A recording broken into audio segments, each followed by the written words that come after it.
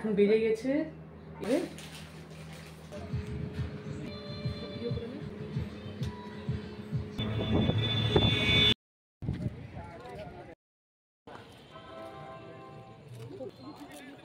ঘন্টা লেট না, তো আমাদের পাট পাট করে দেখাচ্ছি না। এই যা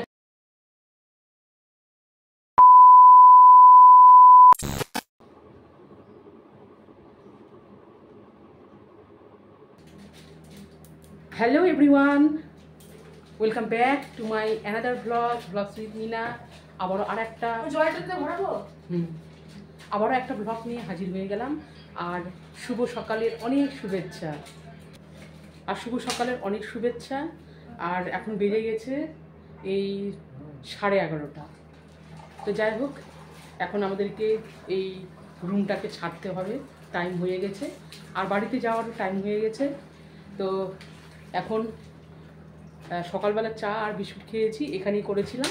তো এখন আমরা লাঞ্চটা করে নিব, তাড়াতাড়ি করে নিব, আবার ট্রেন ধরতে হবে। আর যেহেতু এখানে টাইম আছে, আমরা গতকালকে এখানে এসেছি 1টার সময়, তো 1টার আগে বাস এইবারে চলছে একটু হালকা মেকআপ, বেশি কিছু না, হালকা লিপস্টিক, ক্রিম বলতে একটুকু নেই। তো এই যে দেখো, তো হালকা করে একটুখানি লিপস্টিক দিচ্ছি। তো আমাদের এখন বের হওয়ার টাইম হয়ে গেছে অলরেডি, 1টা বাজতে চললো। 1টার আগে আমাদেরকে নামতে হবে। তো এখন নেমে পড়বো আমরা রিসোর্ট থেকে।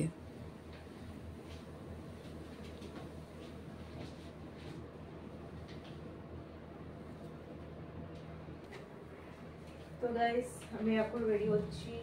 দেখো এখানে মেকআপ তো আনিনি, এটা আছে, আইলাইনার আছে, কাজল আছে, লিপস্টিক আছে, ফাউন্ডেশন আছে, ওগুলো লাগাবো।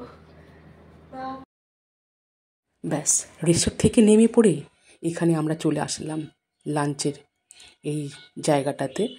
তো এখানে দেখো 3টা স্টিম রাইস, আর বেশি কিছু না, ডাল আর একটা মাখা সবজি পনির দিয়ে। এটাও আমরা আগের দিনে খেয়েছিলাম, ভীষণই টেস্টি, এত সুন্দর রান্না কি বলবো। তো আগের দিনে আমরা 4 প্লেট নিয়েছিলাম, ওটা অনেকটাই বেশি হয়ে গেছিলো। ওই জন্য আজকে আমরা বললাম যে না, আজকে 3টায় অর্ডার করো। আর যেহেতু খেতে খেতে আমাদেরকে বাইরে বের হতে হবে, তো আর পেট ভরে খেয়ে কোনো লাভ নেই। তো 3টাই ওই স্টিম রাইস অর্ডার করেছিলাম। তো এখন রাইস সবজিগুলো এতটাই গরম ছিল কি বলবো। তো সব দিক থেকে ফ্যান চলছিল, 2 দিক থেকে এসি, উপরে ফ্যান। তো কর্তামশাই বললো তাড়াহুড়ার কোনো দরকার নেই, আর আস্তে আস্তে করে খাও। তো এই জন্য আমি এখন আস্তে আস্তে করে সার্ভ করে দিচ্ছি আর শুরু করব খাওয়া দাওয়া।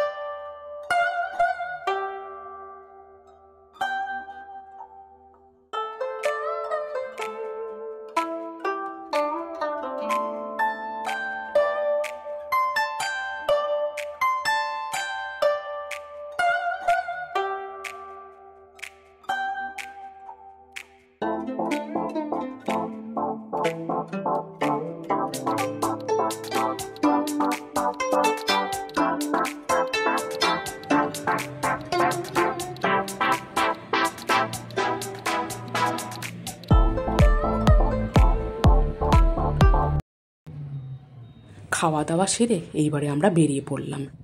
আর কিছুটা দূর হেঁটে টোটো পেলাম, তো টোটো করে এবারে যাচ্ছি। আর আমরা যেখানে ছিলাম মারাঙ্গাতে, মেয়ের যেখানে সিট পড়েছিল পরীক্ষার, সেখান থেকে প্রায় 20 মিনিটের মতো ডিস্টেন্স হবে পূর্ণিয়া স্টেশন। তো এবারে আমরা যাচ্ছি পূর্ণিয়া স্টেশনে।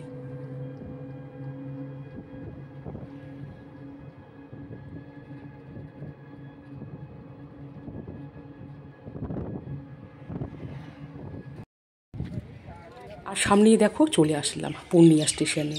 আর এইদিকে দেখো, আমি তো যখন আমরা আসি, যখন যাই আমরা, তখন এটার না আমি অতটা খেয়াল করিনি।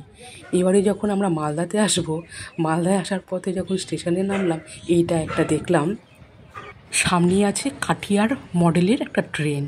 তো আমি এটা সম্বন্ধে বিশেষ কিছু অতটা জানি না, তো এটাও তোমাদের কাছে শেয়ার করলাম। আর সামনে দেখো একটা আছে এখানে একটা রেস্টুরেন্ট, তো এটাও একটা রেলওয়ে স্টেশনের রেস্টুরেন্ট, এটা দেখে খুব ভালো লাগলো।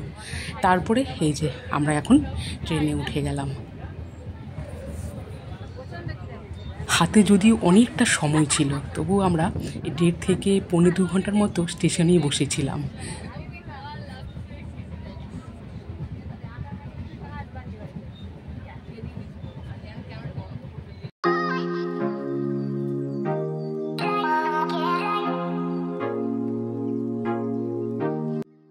তো গাইস, চলে আসলাম মালদা স্টেশনে। এখন কটা বাজে? 8টায়। ট্রেন অনেক লেট করেছিল, আধা ঘন্টা লেট। না, ট্রেন লেট করেছিল, আধা ঘন্টা লেট হয়ে গেছে। তবু চলে আসলাম, 8টার মধ্যে পৌঁছে গেলাম স্টেশনে। এখন এখানে টোটো ধরবো, টোটো করে বাড়ি।